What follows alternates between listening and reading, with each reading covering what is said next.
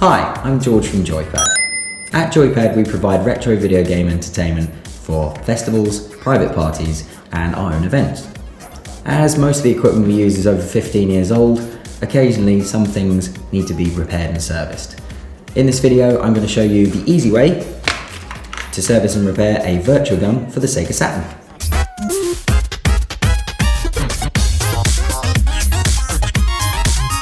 One of the main issues with this particular light gun is that the micro switch that registers when the trigger is pulled can wear out over time. To clean the Virtua Gun and replace the micro switch, we're going to need the following tools and equipment. A small Phillips screwdriver, some nose tip pliers, a soldering iron, some isopropanol, which is electrical circuit board cleaner, some cotton buds, cleaning wipes, and some kitchen roll. We'll also need a replacement micro switch, which is a 6mm by 6mm momentary micro switch. There'll be a link to where you can buy these on eBay in the description of the video, and you will want one with a 1.5mm button. This repair should take us 15 to 30 minutes, so let's get to it. Right, so the first thing you want to do with your light gun here is undo the screws. There's 8 of them all dotted around, so we'll get them undone, and that will separate the two halves and allow us to get to the inside. Now that just comes apart.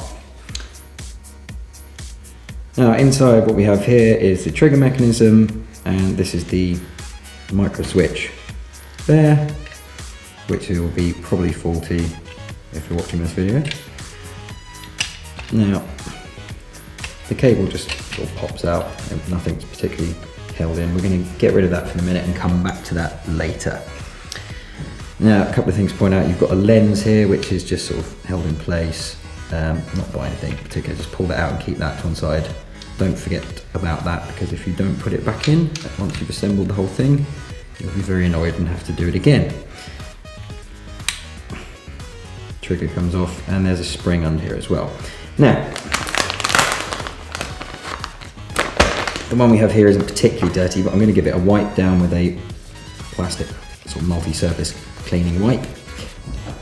Now I've popped together this part of the micro switch and a clamp so you can see a bit better what I'm doing. As I said earlier, this bit here is your micro switch. That's the bit that registers your clicks of your trigger. Now that's the bit, if it's not registering every click, that's the thing that's faulty.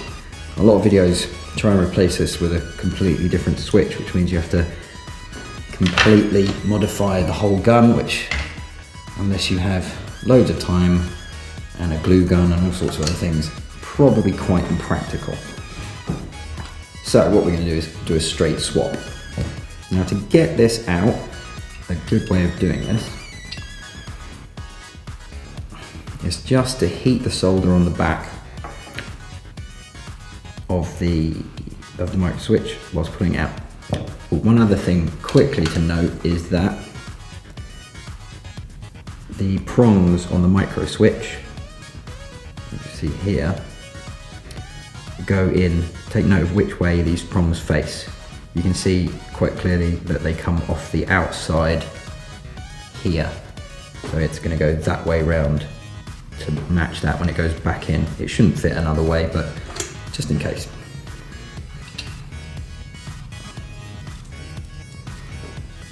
Now I won't lie, this can be a little bit fiddly, but persevere and it should be okay. There we go, that's out.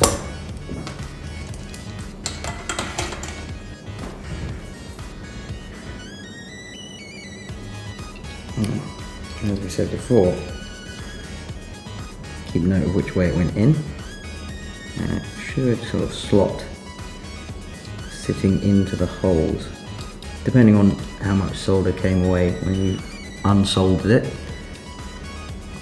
You might have to take off some of the excess solder on the back,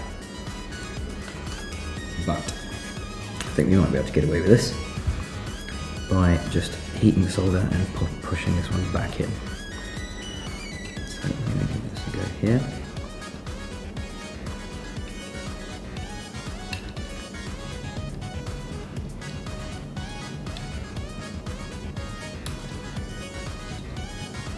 Right. Now, and make sure that where it's gone back in, it's sitting nice and level, which it appears very much to be. Good. And if you want on the back, you can take a bit of solder, and if you're not sure if the connections are very made or not, you can add a bit more solder just to make sure it's connected. But these look very much connected to me. And that's it for the soldering. Now, I might just take a little bit of isopropanol, which is the electrical circuit board cleaner that we had earlier, on a cotton bud, and just clean over any sort of excess gunk. And there you have it, that's repaired.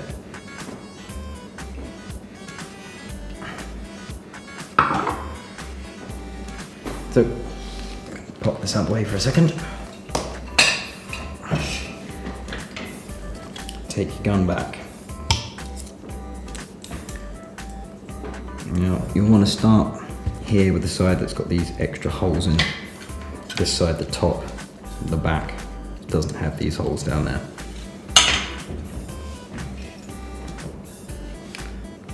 Take your light gun repaired section, and you'll see here there's the slots where this board fits into, like that. Out of here is the start button for the side, and this is its little contactor. You can, if you so want to, give that a little clean, and the circuit board on the other side clean too, just to make sure it makes a nice connection every time. That goes back into 4 little slots. Don't forget about your little lens, the clear piece of plastic as well, that has to rest in here. It'll be quite obvious where it goes, and as will be where the cable goes. Next, we put in the metal spring for the trigger. One end sits in a groove in the plastic of the gun case. The other end has a right angle prong which fits into the plastic trigger. And the trigger, which is this way around,